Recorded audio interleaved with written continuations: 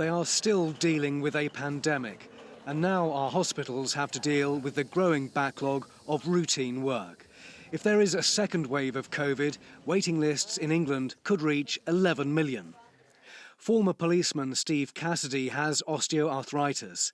As lockdown loomed, his doctor gave him the bad news about his hip operation. OK, now these are the rumours.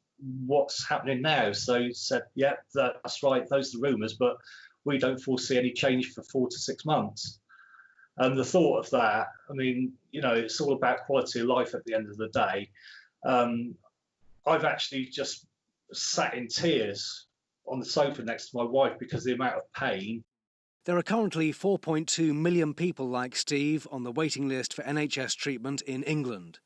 In even the best-case scenario, the NHS Confederation predicts it will rise to 8 million by the end of the year.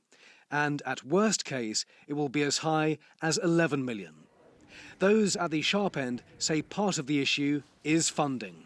The service faces over the next months and years is going to be very considerable, and as a society we've got to decide whether we want to pay for it or we don't.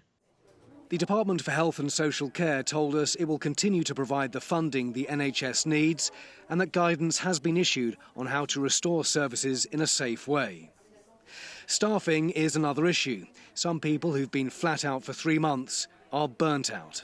On their mental health, on their physical health, and the fatigue that's come from running night shifts for people who haven't been recently accustomed to being resident nights, the emotional stress, it's going to be huge. And I know of colleagues right now who are normally resilient who are off work with stress.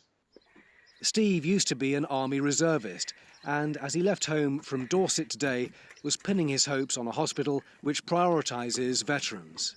He told me his thoughts are with patients with cancer and heart disease who are stuck on waiting lists. Inevitably, there are going to be some that are going to be told, I'm sorry, but there's nothing more we can do.